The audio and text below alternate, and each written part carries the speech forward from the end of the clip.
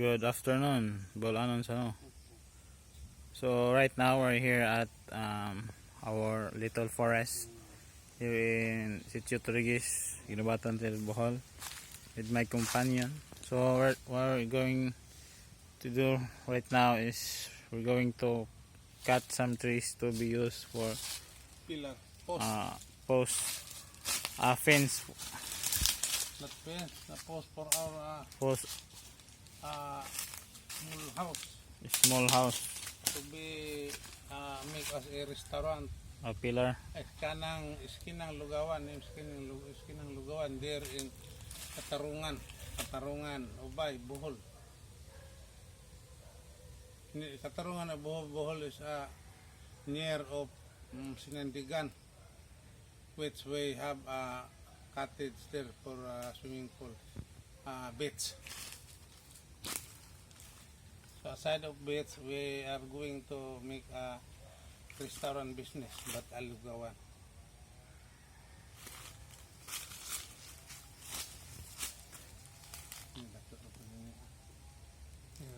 Gamay.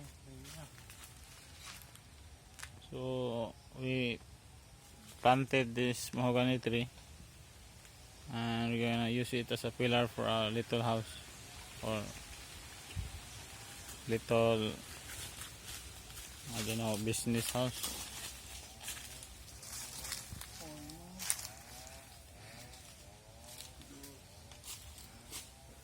So some trees out here is not being planted.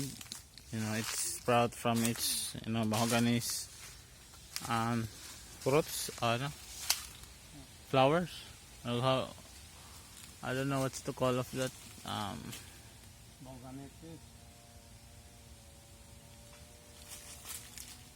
So it's nice and calm out here.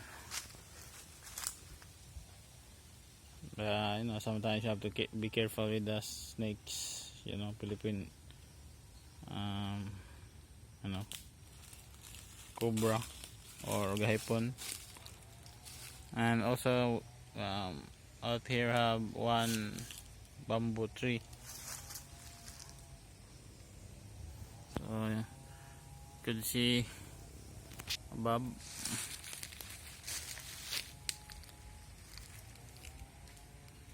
So this is where I work. This is also the part of my aunt's banana plantation.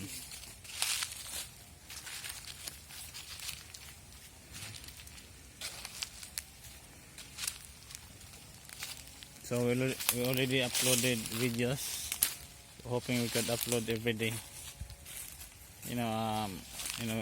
10 minutes video to 15 minutes without editing, because I don't have time to edit the videos. So this would serve as my new format of my videos being uploaded.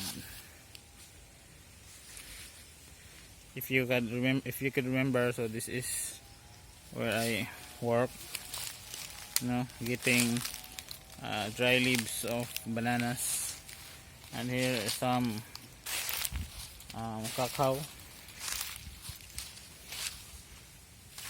and some newly planted coconut. Sanubani is finding mahogany tree that is not too small, not too large, just enough for the pillar for the house.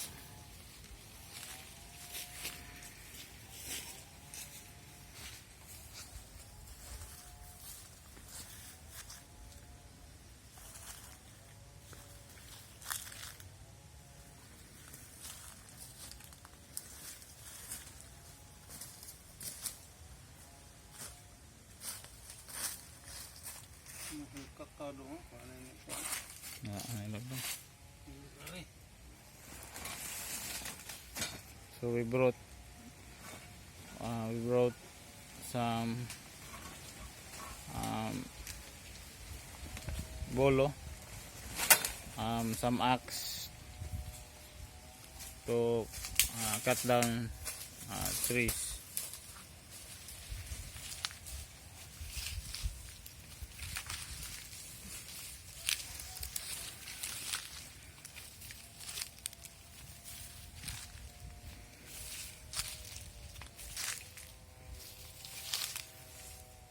Sinido? Ikaw sa unang katsa? Sinido ha? Ha? Ikaw sa unang katsa? Axe. Ha? You first cut using axe. So I'm gonna make a vlog, you know, our daily vlog.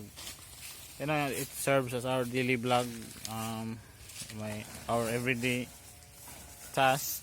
You know, we have different things that we do every day. So hoping that we could upload to you guys different tasks that we do within a day. So most of my videos will be 10 to 15 minutes only.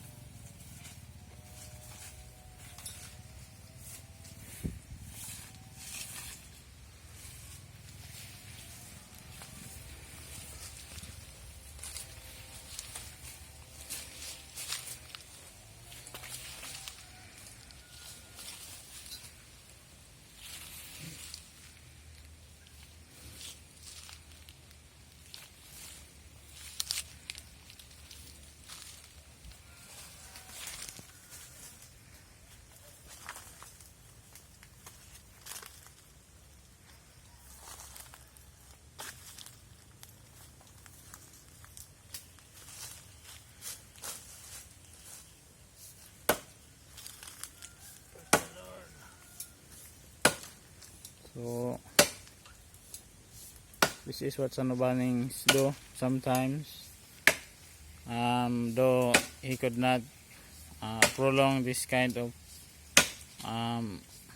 axing the trees, but in his younger days he said that he could cut a whole day, you know, with an intervals of rest. But right now he could only cut, you know, for an endurance of half a day or 4 hours only, because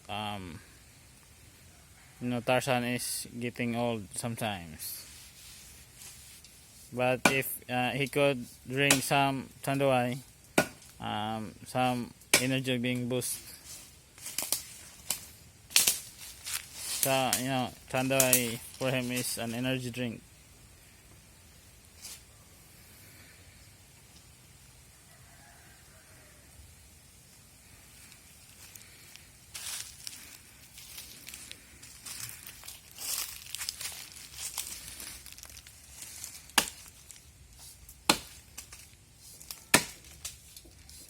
Murata ya. 4-5.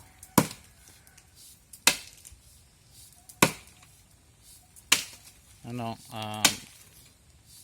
an old form of cutting trees.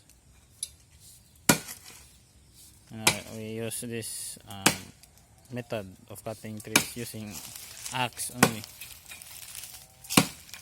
You know, Sanubannings told me that in his younger days, so he could cut a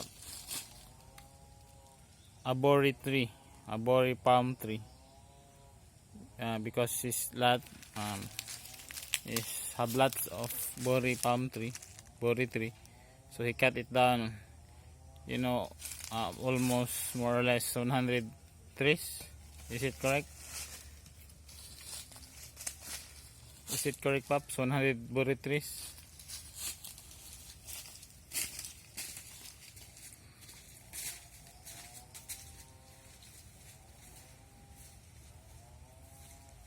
So, you know, it's not that easy because he would strike and exert an effort, some effort.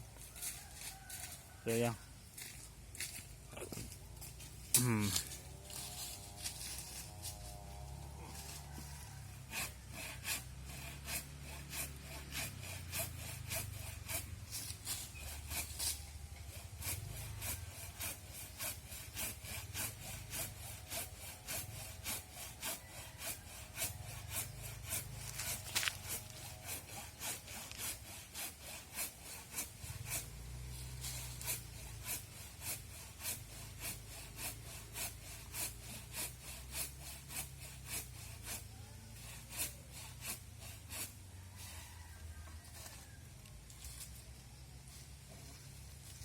So I think that's it for today's vlog, guys. So hopefully you would like this video, this kind of video of ours, Bulanon Sano. So please don't forget to like, comment, and subscribe and follow also. So see you in the next video and goodbye. Ciao.